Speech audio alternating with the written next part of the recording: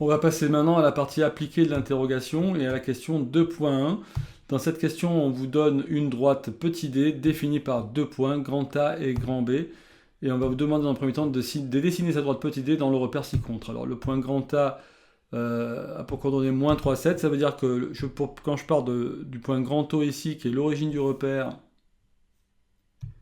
mon repère, donc point grand O et les vecteurs de la base, on pourrait dire un carreau vers la droite, c'est le vecteur I, un carreau vers le haut, c'est le vecteur J, d'accord? Donc le vecteur I permet de graduer la droite des abscisses, et le vecteur J a permis de graduer la droite des ordonnées. Si j'avais pris un vecteur J, par exemple, dans le sens vers le bas, eh bien j'aurais eu les graduations positives vers le bas et les graduations négatives vers le haut, si j'avais changé le sens. Et si j'avais multiplié, si j'avais eu ce vecteur qui est deux fois plus grand, mais j'aurais eu des graduations ici qui étaient qui auraient été deux fois plus espacées que pour l'axe des abscisses. Mais en général, on ne se fatigue pas, on prend un repère orthonormé. Hein. Ici, le repère est orthonormé puisque vous voyez qu'on a pris 1, la distance 1 correspond à la longueur de la flèche du premier vecteur de la base, et le vecteur J a la même norme que le vecteur I, et ces deux vecteurs sont orthogonaux. On passe du vecteur I au vecteur J en faisant une rotation de plus 90 degrés, un angle droit. Alors le point grand A, moins 3, 7, les coordonnées du point grand A me disent comment, en partant de l'origine du repère, eh bien, en faisant moins 3 fois I et plus 7 fois J, j'arrive au point grand A, voyez. Donc le vecteur OA a pour composante moins 3, 7. Hein. Quand un point a pour coordonnée moins 3, 7, ça veut dire que le vecteur OA, le vecteur qui m'indique le changement de position et qui permet d'aller de OA, c'est moins 3. Les composantes, c'est moins 3, 7 dans la base IJ. Et le point grand B, moins 5, plus de moins 5i et plus de j. Voilà, ok, donc j'ai mes deux points. À partir de mes deux points, je sais que j'ai une droite et une seule qui passe par ces deux points. Je peux la tracer. Alors je m'arrête évidemment ici aux limites de mon quadrillage, mais évidemment la droite se prolonge à chacune de ses extrémités. Hein. Ensuite, on me demande de déterminer une équation vectorielle. Alors quand on parle d'équation vectorielle d'une droite, on n'a pas besoin de faire intervenir la notion de repère ni de base. En fait, si vous voulez, je vous donne deux points A et B.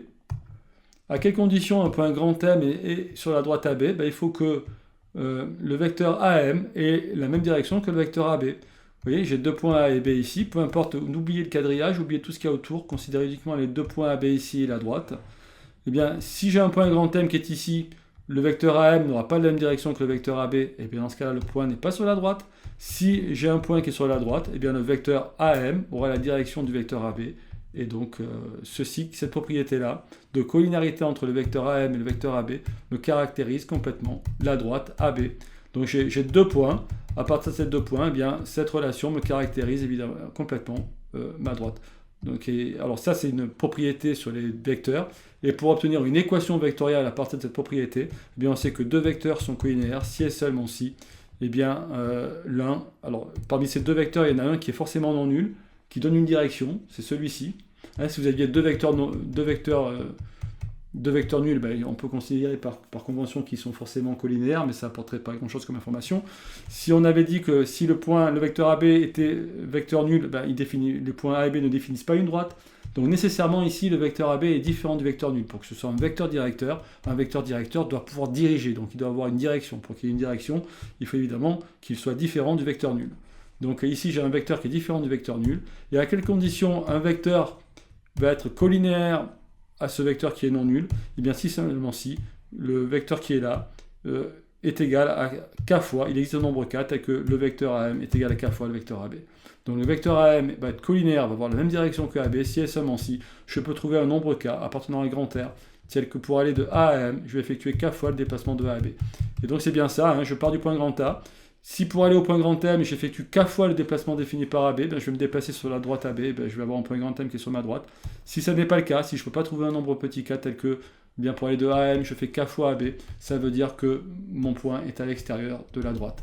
Donc ça, cette propriété-là, caractérise complètement l'ensemble des points qui constituent ma droite, et c'est ce qu'on appelle l'équation vectorielle de la droite. Elle ne fait intervenir aucune coordonnée, aucune composante. c'est l'équation vectorielle d'une droite. Alors évidemment, j'aurais pu mettre à la place du point grand A le point grand B, hein, ça n'aurait rien changé. J'aurais pu prendre comme vecteur directeur non pas AB mais BA. À partir du moment où j'ai deux points A et B, pour le niveau des vecteurs directeurs, je n'ai pas trop le choix. Je prends soit AB, soit BA, soit je définis un vecteur directeur qui a la même direction que AB, mais encore faut-il pouvoir calculer. Voilà. Ok. Question petit c maintenant, donc je crois que c'était assez clair. Question petit c, on déduire un système d'équations paramétriques. Alors, là, on va juste en fait traduire cette égalité, cette équation vectorielle en utilisant les composantes des vecteurs. Donc je considère en plein grand M, cette fois je lui donne des coordonnées, x, y. Ouais, ici j'ai dit grand M appartient à grand D si et seulement si. Je n'ai pas fait intervenir aucune notion de coordonnées ou de composantes. Maintenant je vais faire intervenir les notions de coordonnées et composantes. Je vais dire que mon point grand M, il a pour coordonnées x, y. Allez, je ne connais pas ni x ni y, mais je dis voilà. Je les appelle comme ça, les coordonnées de mon point grand M. Est-ce que le point grand M appartient à un petit d? Eh bien si c'est le cas, cette propriété est vraie, hein, cette phrase est vraie si et seulement si la phrase que j'ai ici est vraie. C'est-à-dire si et seulement si ceci est vrai, puisqu'en fait ici on a le vecteur AM, donc x plus 3, y moins 7, ce sont les composantes du vecteur AM, puisque j'ai dit que le point grand M c'est x, y, moins les coordonnées du point grand A, donc plus 3 et moins 7. Donc là nous avons les composantes du vecteur AM, le nombre k, et puis 2, 5, ce sont les composantes du vecteur AB. Donc en fait, ce qu'il faut, c'est juste calculer, hein, dans un petit coin quelque part sur votre feuille, les composantes du vecteur AB connaissant les coordonnées de grand A et de grand B. Donc ce sont les coordonnées de B moins les coordonnées de A. Et on obtient donc moins 2, moins 5. Mais vous voyez que moins 2, moins 5, c'est aussi en fait collinéaire à 2, 5. Donc on peut très bien partir sur des nombres positifs plutôt que garder les signes moins. Mais là, c'est vraiment au choix. Hein. Donc l'important, c'est de mettre ici un vecteur directeur. Alors, moins 2, moins 5 est un vecteur directeur, mais 2, 5 aussi, c'est le vecteur opposé. Hein. C'est aussi un vecteur directeur. Donc là, je n'ai pas vraiment le vecteur AB, mais j'ai le vecteur BA, en réalité, l'opposé. Et alors, à quelles conditions cette égalité est vraie? À condition que j'ai une égalité au niveau des composantes. C'est-à-dire x plus 3 doit être égal à k fois 2. Enfin, oui, et y moins 7 doit être égal à k fois 5.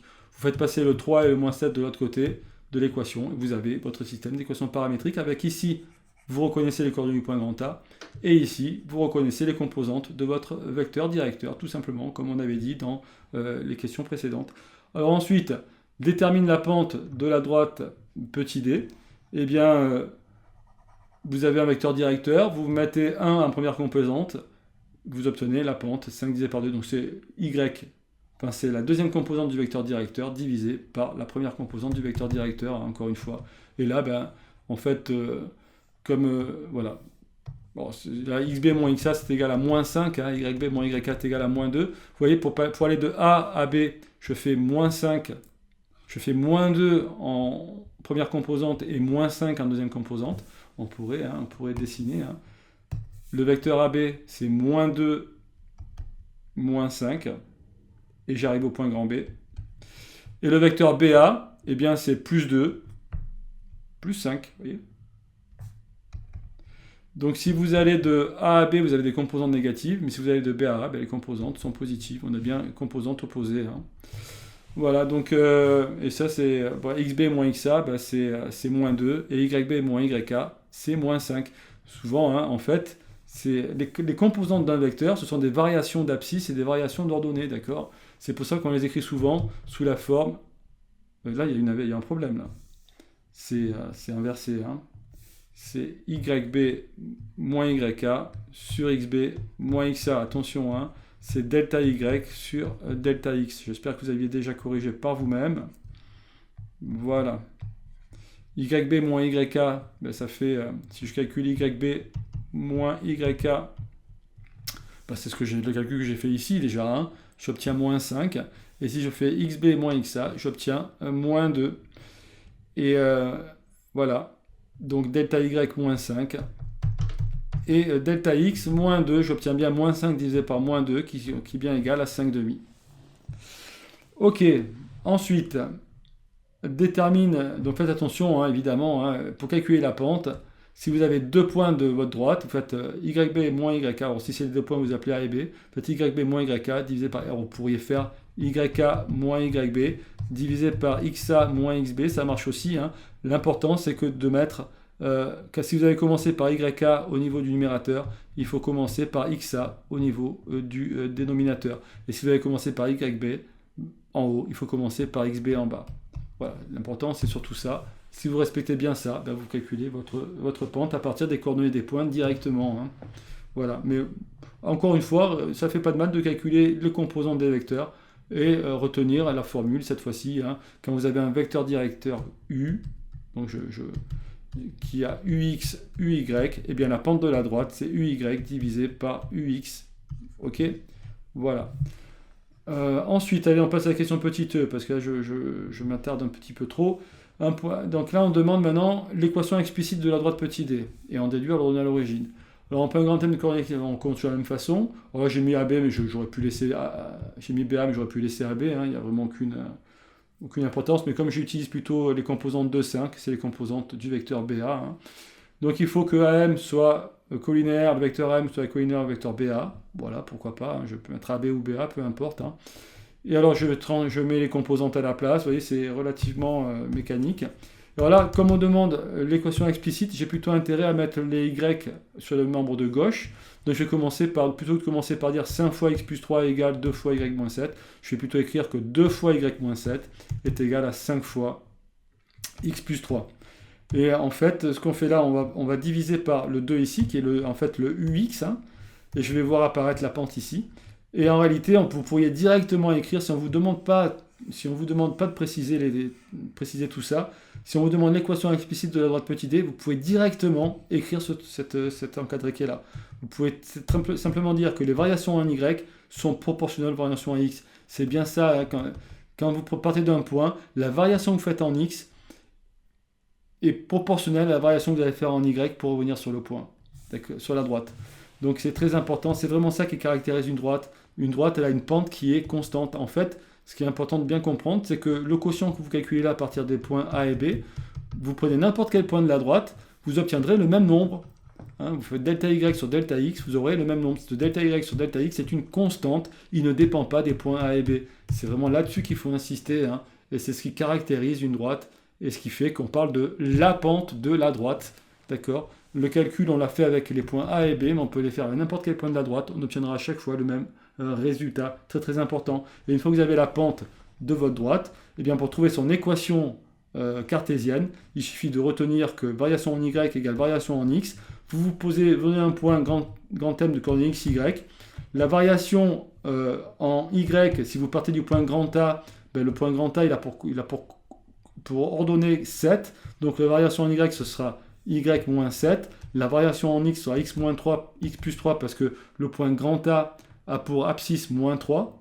D'accord ? Donc vous avez quelque chose du style y moins yk égale pente fois x moins xa. C'est vraiment ça, cette formule-là, vous pouvez la retenir par cœur et l'utiliser à chaque fois qu'on vous demande de donner une équation cartésienne sans préciser que vous devez repartir et justifier cette équation. S'il faut justifier l'équation, eh bien vous écrivez la condition de collinarité et vous écrivez donc que les deux vecteurs ici doivent être collinéaires et vous utilisez la condition de collinéarité qui est les produits en croix des composantes doivent être égaux.